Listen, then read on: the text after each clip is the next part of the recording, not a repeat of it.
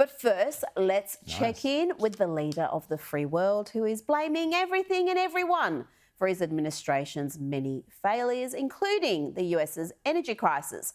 Remember, the US was a net energy exporter under President Trump, but under Joe Biden, who in his first day in office cancelled the permit for the Keystone Pipeline, well, there's an energy crisis.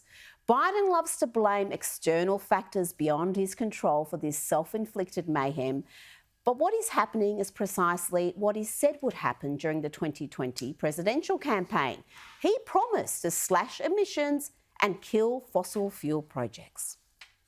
Would there be any place for fossil fuels, including coal and fracking, in a Biden administration? No, we would work it out. We would make sure it's eliminated. No more drilling on federal lands. No more drilling, including offshore.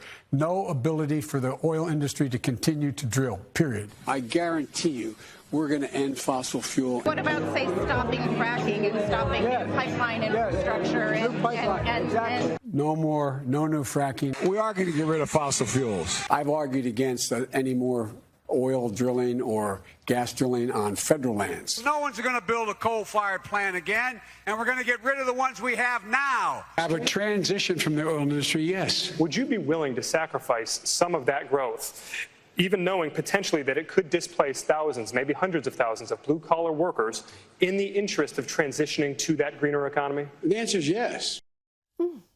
Well, elections have consequences, as do mad green policies, something Australia is going to find out. But back to President Biden, who this week was blaming what he calls the Putin tax for soaring gas and food prices.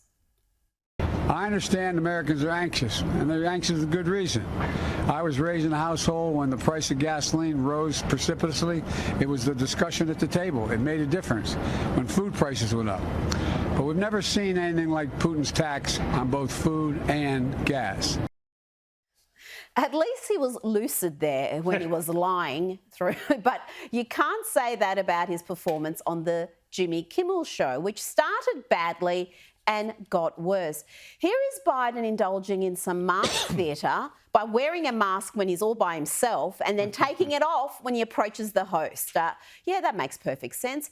Biden then went on some bizarre rant about biracial couples on TV and bragged that his administration had done a lot of great stuff. They're just bad at communication. Oh, I'm serious. You turn on the TV, look at the ads. When's the last time you saw biracial couples on TV? When's the last time you saw the way, people are selling products, they do ads to sell products. Does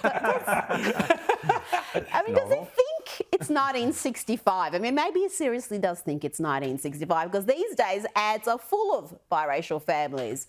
But when he wasn't making a fool of himself on late night TV, Biden was indulging in reckless rhetoric.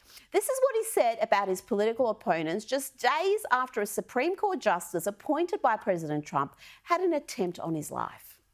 Every once in a while, something you learn makes you viscerally angry. Like if you had the person in front of you, you'd want to pop them. No, I really mean it. Don't you just love the unity that he's brought, the prosperity that he's brought?